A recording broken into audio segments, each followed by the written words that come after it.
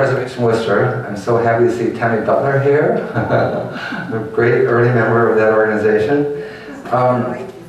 This year, as you can see, marks the 50th anniversary of Preservation Worcester, and we are proud to celebrate an organization which over the past 5 decades has accomplished a great deal in its effort to preserve the best of Worcester's architectural heritage. Worcester is blessed with with amazing collections from the American Antiquarian Society, with its incredible holdings of printed material, the largest, can you hear me now still? Yeah. The largest collection of printed material in America up to 1812 and beyond, and great collections of newspaper up to the Civil War, etc. Including also wonderful museums. Of course, the Worcester Historical Museum with its great holdings of Worcester history, and then the Worcester Art Museum with its 50 centuries of art. However, Worcester's largest collection, and clearly of national importance, is the most challenging one to preserve. Its rich array of architecture spanning 2 centuries. Worcester's industrial boom, which helped put the city on the world map, unfortunately led to the demise of many of its most important colonial and 19th century structures.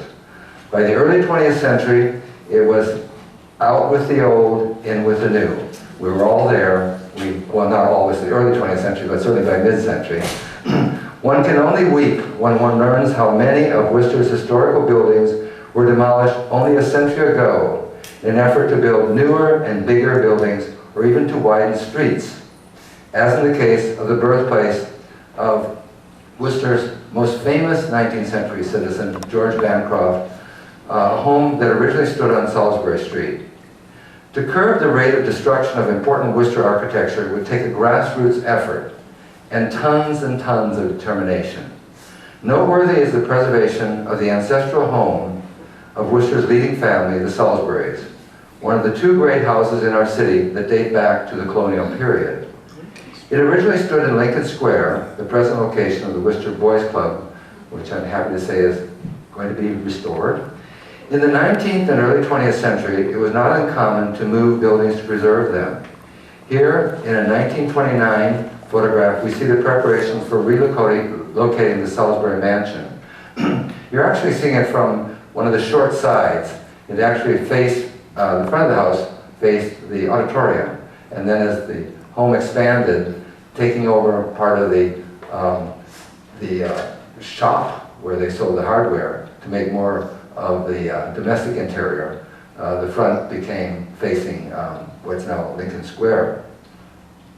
The mansion and nearby Salisbury shop were both moved up the hill, you can see where it was there, to a lot on Highland Street, where the mansion served as the home of the Worcester Center for Crafts. When a little over 2 decades later, the building was about to be either altered or destroyed, can you imagine that? A group of concerned citizens formed the Salisbury Mansion Associates and purchased the building. Happily, the building is now well preserved under the care of the Worcester Historical Museum. As local historian Albert Southwick would later note, it was, quote, the first concerted effort to save Worcester's heritage. By the mid-20th century, Worcester's architecture would suffer significantly when urban renewal projects swept across the U.S. To prepare for a federally funded indoor shopping mall, which no longer functions, 2 office buildings, and a 4,000-car parking garage, which I guess was the largest in the country at that point. 85 buildings were removed from the heart of downtown Worcester, mainly from east of City Hall and the Common, as you can see in that circle there. Here in a 1950 photo of Front Street, looking east behind City Hall, we'll be looking now toward the train station, we get a glimpse of the many buildings that were sacrificed for the new construction. The heart of Worcester was suddenly an open field in preparation for construction of a major complex, much of which is already now gone. All of this happened about the same time that many landmark buildings were being raised for the construction of 290.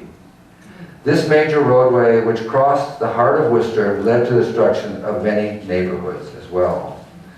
And Worcester was not alone. I can say that about my hometown, which happily doing some wonderful restoration today.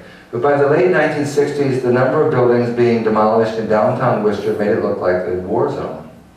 It was at this time that a number of Worcester's concerned citizens came together to protest the planned demolition of the Governor John Davis mansion at 89 Lincoln Street, just up from Lincoln Square. Who was John Davis? Well, he was a citizen of Worcester who would now become a state senator and twice governor. He was known as Honest John. Don't have so many of those anymore, sadly. Here on the porch of that mansion, Honest John's mansion, we see Louisa Dresser, I'll circle them here for you, who had helped lead the charge to save the Salisbury mansion. Her brother-in-law, John Heron, an architect and director of the Worcester Historical Society, that's the forerunner of the museum.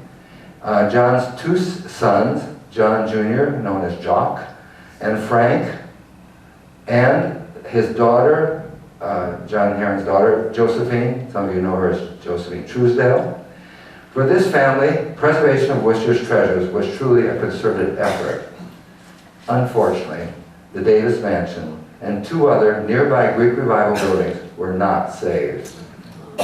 The Davis home, where many 19th century celebrities once gathered, including Charles Dickens, was replaced, look at this, by an on-ramp to I-290, and you probably do it once a week on that road. It was this tragic loss that prompted Tommy Donnelly Dearborn, then program chair of the Junior League, to recruit 13 like-minded individuals, including John Heron and Buzz Knowlton, to form the Worcester Heritage Society to spearhead a campaign against such future demolition. Mr. Knowlton was elected the Society's first president. And the first order of business, led by Knowlton, was to conduct a survey of the city's historical buildings. To educate the community about its architectural treasures, the Society also began offering school programs and a variety of architectural tours. The majority of work was done by volunteers like Tammy Butler, shown here and with us today, here working with school children from the inner city. Under its, maybe Tammy you can tell us later what you're doing there.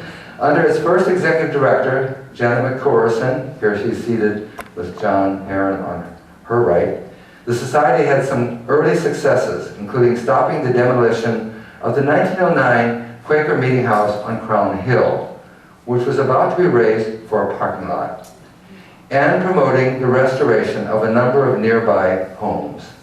The saving of the Quaker Meeting House was the linchpin in preserving a section of the city distinguished by the greatest concentration of Greek Revival houses. This neighborhood marks the growth of Worcester from a small town to a large industrial city.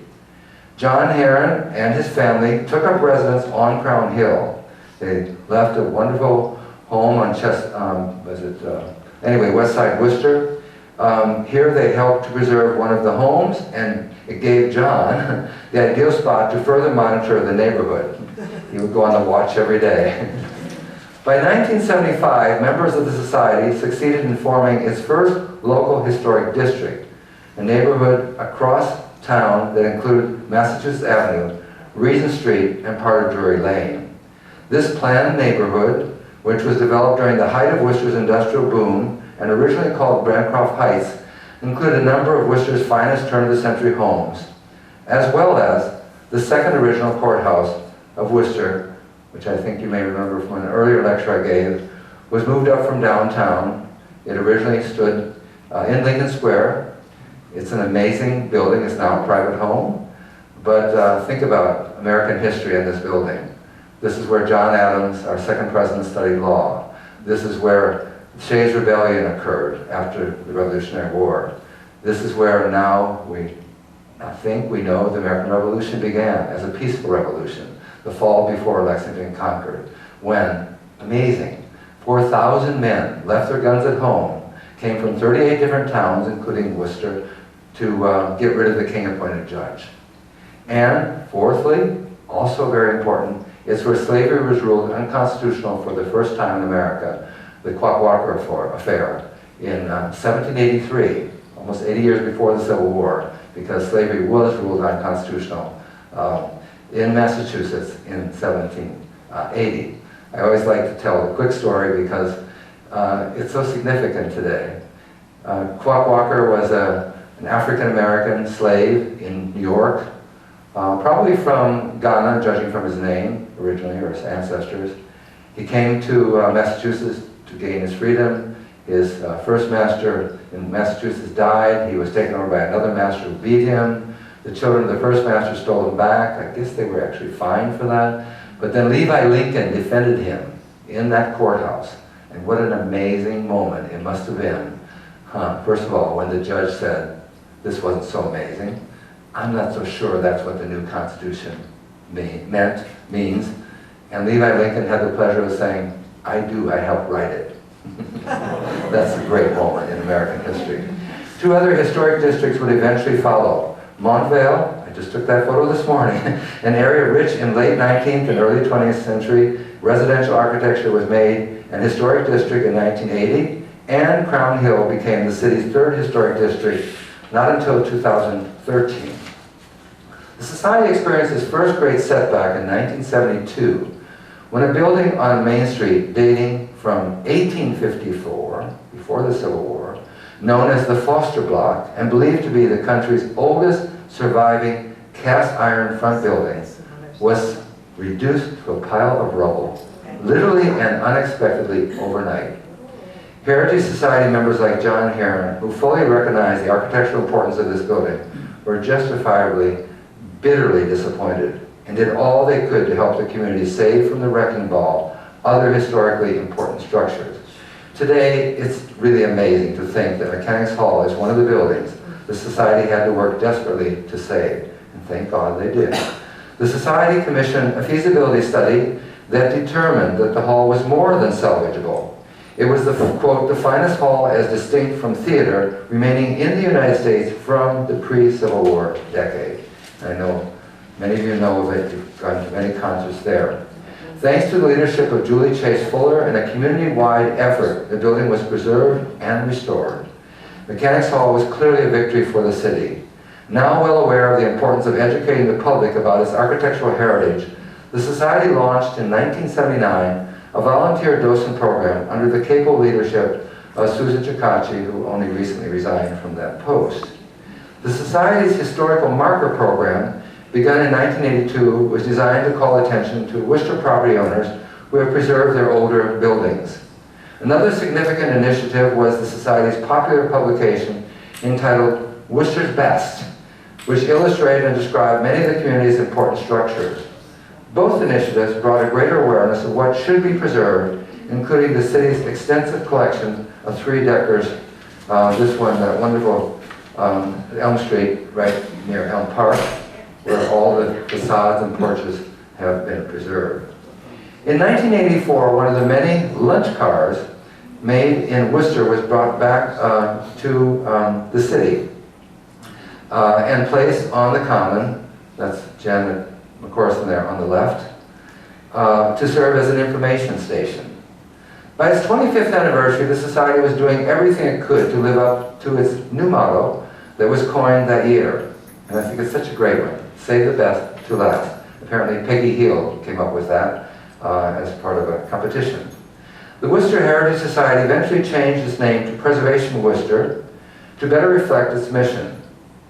In 1990, it began its annual tour of gracious homes, which has proven both a successful fundraiser and an opportunity for people from both near and far to experience the interior spaces of a wide range of Worcester architecture.